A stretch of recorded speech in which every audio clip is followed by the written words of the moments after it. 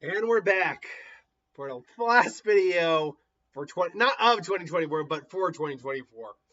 The best movies, in my opinion, of 2024. Now, keep in mind, I didn't see everything. It's just what I saw.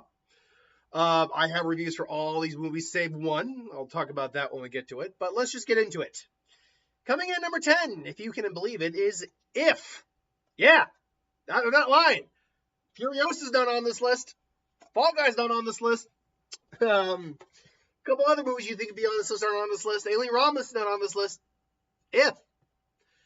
Because one of the definitions of a movie that you think is good is the experience, what you feel watching it. And this movie, I was choked up at points. Like, I had tears in my eyes.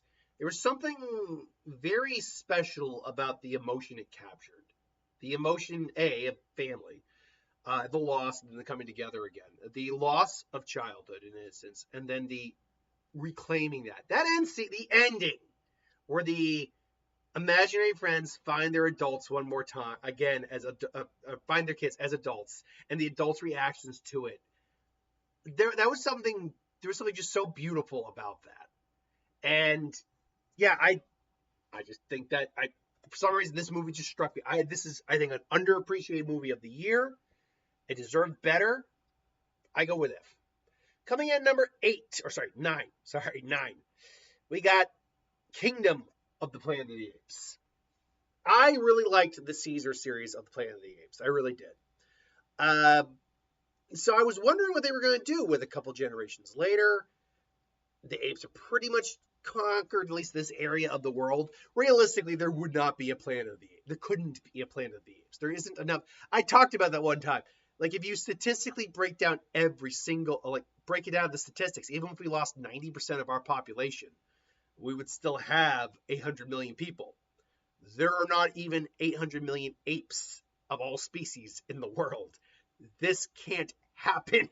But I do love the fact that we're now seeing a true ape civilization. The fact that they have learned to talk, they can talk, that they communicate with sound, that they have a very simple organization. But then we see different sects of them. The one played by Kevin Durant, and him just say, "I will learn." It's like just seeing the way it just. I love the world, the concept, the characters. Like, we get the orangutan, who is like very much like an old scholar in his own right. It just, I think it all just came together perfectly. Not as perfectly though as a little mustard and ketchup. Deadpool Wolverine. What you had to do was make a fantastic Deadpool movie, which you did. An X-Men movie, which you did. Bring Hugh Jackman back. Blend it all together and make us believe it, make us experience it, make us cheer, make us sad, make us feel like it was worth it, and do all this for Marvel, the studio who is not dead but has been struggling lately. And not only did you do that and packaged it and put it on a box, but you did it and went beyond. You made a product where we all just loved it. Like, there are people who didn't like it, obviously, but the people just cheered and they cried and they went, "Holy crap, it was amazing." We laughed. It was the full experience. It really was. So, Deadpool Wolverine, number 8. Number 7 on my best of the year list for my animated, Wild Robot. Again, I can't say much more than what I said in my animated video. It is a film that it just is beautiful. It's heartfelt. It's not about like good versus evil. It's about growing and trying to appreciate the life you've made and where you come from and where you go from that. It's just I go a little bit more in depth in the animated, so you can check that out if you want to watch that video. But on the whole, like, this is a fantastic film. If it wasn't for another animated film, I'd think this is probably going to get Best Animated Picture. So number 7 is Wild Robot. Again, fantastic film. But now I want to go over a little bit more because this will be my brief mini review of it. The one film I don't have a review of, I came back from last night, Complete Unknown. Timothy Chalamet is a force. Like, this kid can do it all. He can be Paul. Atreides, or it can be Bob Dylan, or it can be Wonka, or he can be a cannibal drifter. He can literally do it all. And like I'm watching this film last night, and I'm just watching, and there's a lot of music luckily that helps fill in some like lull gaps because it's like 2 and some odd hours long. I did start to feel the length after a little bit, but I still was invested. Like, where is it ultimately going to end? And they don't sugarcoat it. Bob is / was an asshole. Like Bob Dylan was, at least in his younger years, was an asshole. But he was still talented beyond words, and it showed. Like this is a guy who just constantly just wanted to be innovating and didn't just want to be like pigeonholed into something. At least that's the vibe I was getting. And the fact that Timothy clearly learned the guitar to play and sang and sounded great. Like it was just phenomenal to watch this story about him. Plus, we got to see was it David or Pete Seeger, the guy who found him, played by Edward Norton. We got to hear him sing "In the Jungle Tonight," which was pretty fun. See him play the banjo, which I didn't know he could do. He's got John. Couldn't find who was playing Johnny Cash. At first, I thought it was Josh Brolin. Then I thought it was Boyd Holbrook, but I don't know who was playing Johnny Cash. All I know is Johnny Cash was also pretty good. So yeah, honestly, this is one of the best films of the year. It is. I can't go against the grain on that. Coming in though, at number 5, we are halfway through the list, and look, I'm gonna be honest, folks. Wicked games we play, it's wicked. I'm a song and dance man. I'm a vaudeville guy. Like I love like the old classic musicals, and I love newer musicals, and I love musicals in general. So this would have been tailored up my alley, but I'd never seen the stage play save for I think one time when I was younger. And it was like a local production, not like the actual production. And I barely remembered it. I knew like the story plot and all that, but watching it, the colors, the sets, these two women are just like magnetic with each other. Ariana Grande, if she can keep this up, can have a real good career in acting when her singing career is over, if she so chooses. Cynthia Erivo, she's a revelation. Like, take all the stuff that happened with her out of the equation. Like, take that out. The girl is talent personified. My God, the pipes on that woman. Beautiful woman, too. Like, I don't know why people give her shit for her looks. But overall, like, she is, like this film is just fantastic. It really is. Just true.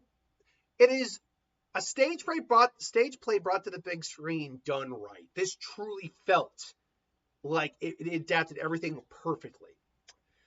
So that's number 5.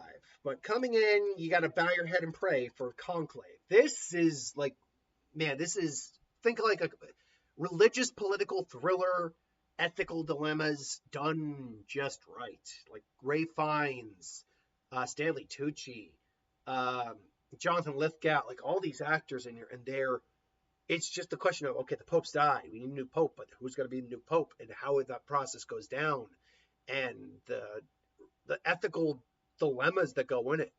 And it's just like the acting is just so superb. Like it's just so beautiful, and it's really like you're really like kind of biting your nails a little bit, like what's going to happen. And then when you get to the ends, there's actually a laugh involved in that too. Like when I was in the theater, I was sitting in, we all actually had a bit of a laugh when like the reveal. I was like, the reaction from Ray Fiennes is priceless. So look, Conclave, man, it is tense. It's not like a thriller. There's not like really any action in it. There's like an explosion that happens at one point, but that's it. It's just human interaction and drama at its peak. Coming in number 3 is the overall experience that we all been waiting for, the cinema experience, Dune 2. This was an experience. This was something you needed to see on the big screen to feel the weight of it. The scenes of the worms coming out of the Death Storm. This, more than anything else, political intrigue, and then the idea of ethics and choices we make. The people who we become, do they completely erase the people we were? Like the choices we have to make to do what we feel is right. And this film, like, it was It was a knife edge balancing act that was just fantastic. The action is fantastic. The acting, like I said, Timothy Chalamet played Paul Atreides and Bob Dylan this year, and he might get nominated for both. Think about, I mean, he can't be nominated twice for two different films, I don't think. I mean, it's like Timothy Chalamet for Dune, Timothy Chalamet for Complete Unknown. Oh, he was in 5 other films, so is it going to be Timothy Chalamet? Timothy? No, I believe if it's an actor, you can only be nominated once in each category. But yeah, you can be nominated theoretically in any category that an actor is involved in, but you can't be nominated in the same category twice. It's got to be for one, so you got to choose which one.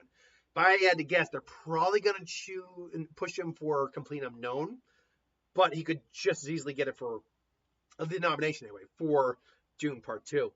Like, it is the next step. Like, whereas Dune 1 was definitely a lot of setup, this is a lot of payoff and setting up for the final film later on. And where it ultimately leads, who knows? Messiah apparently is not a fan favorite for a lot of people, so they might make a lot of changes. But coming in number 2, and again, go to my animated film segment if you want more on this. Inside Out 2. Again, I'll just reiterate real quick what I said there. It's hard to do a sequel. It's hard to do a good sequel. It's hard to do a sequel that people can say is on par with the original. They did it, and they made it seem easy. It took years to make this film, and they made it seem easy. This film isn't just on par with the original. It very well might be better than the original. It became you made a film that was widely loved. It was both funny, emotional, and relatable. It became the highest grossing animated film of all time and I believe the 8th highest grossing film of all time. And you've created something that can be a franchise unto itself. Because now you got 2 films. It's a franchise that when you add them together made almost $2.5 billion on their own. If you bring out a third and say the next 2 years, which I think would be a fair amount of time to wait, 3 most, but let's say 3. In 3 years, you do another one, legitimately could be a $2 billion plus film. That's how much people love these franchises, this film franchise, love these films. This is how good these films are, and it shows. And all I can say is, if you have never seen this film yet, go watch this film. They portray everything, I think, at that point in your life perfectly. But my number 1, believe it or not, is kind of like how I felt about another film. Saturday Night. This is in the vein of Birdman, where a lot of it's one take. Not all of it, but a lot of it's one take. Following 90 minutes before the first airing of Saturday Night Live. I can't tell you a time where I have never been so immersed before. Where I haven't, it's been a while since I've been so immersed in that role in a movie where all the actors, I'm not seeing the actors play. Like, even with Hugh Jackman playing Wolverine, even with Ryan Reynolds playing Deadpool, I know I'm seeing the characters, but I'm also like, oh, it's Hugh Jackman, it's Ryan Reynolds. But at the same time, I was like, yeah, it's Wolverine, it's Deadpool. First of all, it helps that I didn't actually know a lot of the actors' names, and the few I did, I'm like, I didn't recognize them as that character. I didn't see. All I saw were these characters: Chevy Chase, Dan Aykroyd, John Belushi, like Gil Ratner. Like I just saw all of these performers like it was back in the 70s again. It was insane. And it's fun, and it's hilarious. It's also got some drama. It's tense too. Like, will they make? Obviously, we know they make it, but at the same time, we're like, will they make it? When we're in reality, we're like, yeah, of course they made it. Wow, it's so good. It made me ask the question, will they make it? Like, and like the guest cameo. Well, Defoe's in there. J.K. Simmons is in there. Play Milton Berle. Like, I can't speak highly enough about this film. I really can't. So that is my top 10 movies of 2024. Join us again next year for 2025. Until then, thanks for watching. Hope you enjoyed. See you next time.